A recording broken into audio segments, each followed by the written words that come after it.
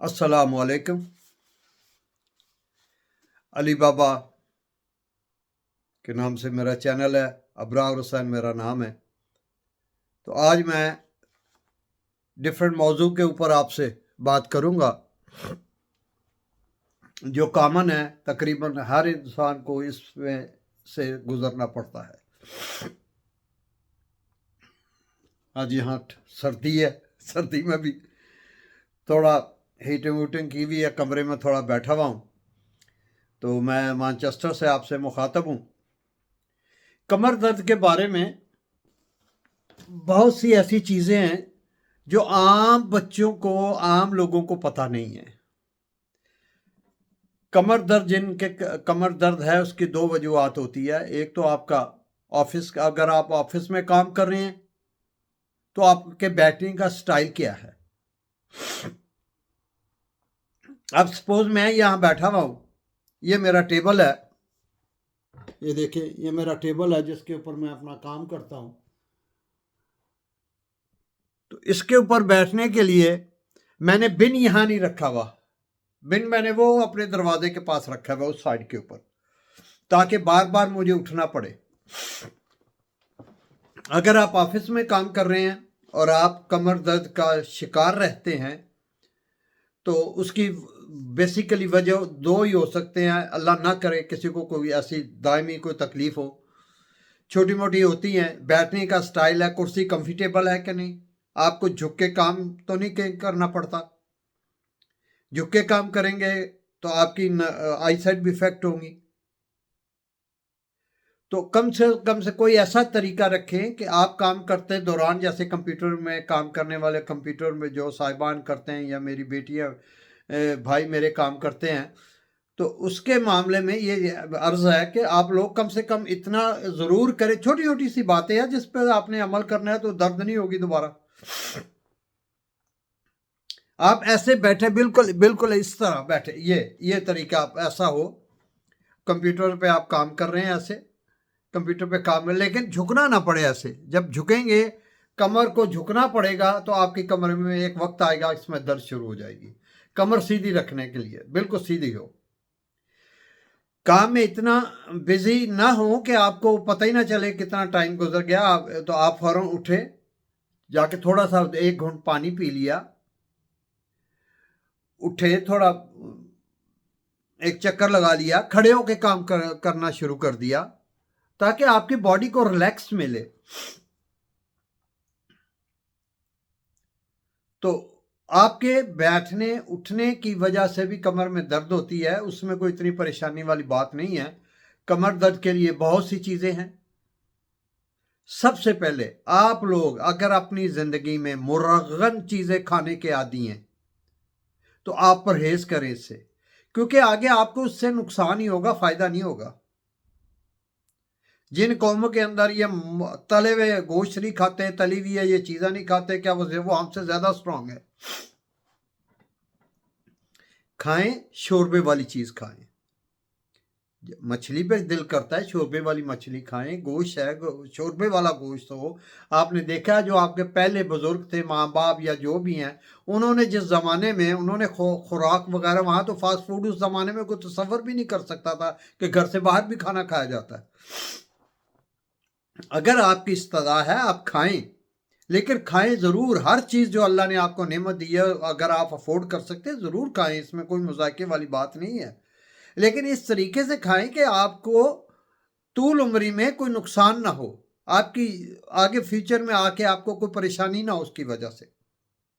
مثلا دوسری بات یہ ہے کہ اگر آپ کو کئی کمر درد ہو رہی ہے تو اس کو ڈپریشن نہ لیں، اس کا کوئی پریشان نہ ہونے دیں اپنے آپ کو، تھوڑی دیر ریلیکس کر کے لیٹ جائے، یا آپ کا کوئی دوست ہے جو آپ کا اچھا دوست ہے، اس کے ساتھ اپنی پرسنل باتیں کرے تو درد ختم ہو جائے گی۔ اگر درد پھر بھی ہوتی ہے، آپ کو 2 3 4 چیزیں کرنے کے باوجود آپ کو درد رہتی ہے، تو پھر تو ڈاکٹر سے مشورہ کرنا ضروری ہے۔ ہو سکتا ہے آپ کو کہیں وہ گردے کی درد نہ ہو، گردے کی بھی درد جو بیک سائڈ پہ زیادہ کمر میں درد شروع ہوتی ہے، لیکن وہ گھومتی ہے پیچھے سے آگے کی طرف آتی ہے، دونوں سائڈوں سے۔ دوسرا، آپ نے رات کو جب گھر جانا ہے تو سونے کا طریقہ یہ رکھیں، دیکھیں بستر محمدی سب سے اچھا ہے۔ جتنی مرضی دنیا کا بڑا گدا لے آئیں، مہنگے سے مہنگے گدا آپ رکھ لیں، اس میں آپ سو تو جائیں گے، لیکن اکثر زیادہ لوگوں کے کمر میں درد ہوتی ہے۔ آپ بستر محمدی پر سونے کا عادت ڈالیں اپنے آپ کو۔ آپ کا جو بیڈ ہے وہ اس میں سپرنگ نہیں ہونی چاہیے، بلکہ اس میں پلائی لگوا لیں، اس کے اوپر گدا ڈال لیں، بہت موٹا نہ ہو، درمیانہ ہو، جو ڈال لیں آپ کو اس کی سختی محسوس نہ ہو، لیکن آپ یا فرش پہ سونے کی عادت ڈالیں اپنے آپ کو، تو آپ کے کمر میں کبھی درد نہیں ہوگی۔ دیسی طریقے بھی بتاتا ہوں۔ آپ کی خوراک میں زیادہ گھی اور تلی چیزیں نہ کھائیں، آپ اس سے پرہیز کریں۔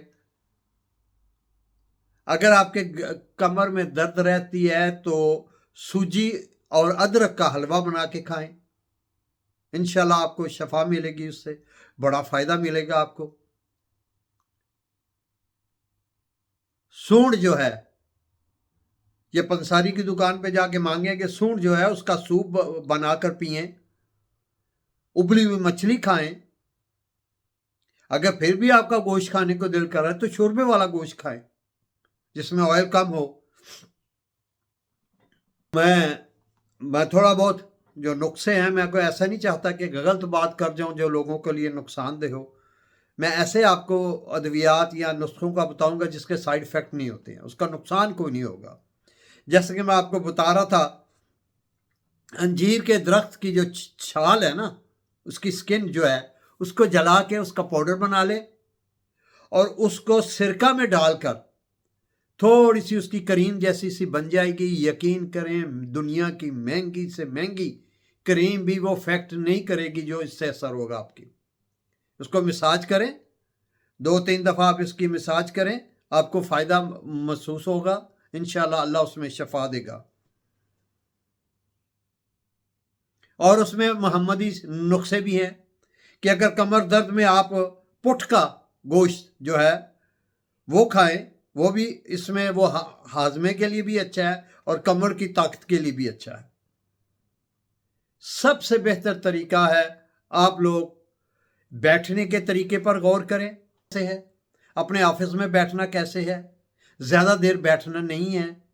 کوئی ایسا کام ہے، وہ اگر تھک گئے ہیں، فیل کرتے ہیں کہ میں تھوڑا تھکاوٹ ہوں یا درد ہونے، تو کھڑے ہو جائیں، کھڑے ہو کے کام کریں، تھوڑا چہل قدمی کر لیں، فرش تازہ پانی پئیں،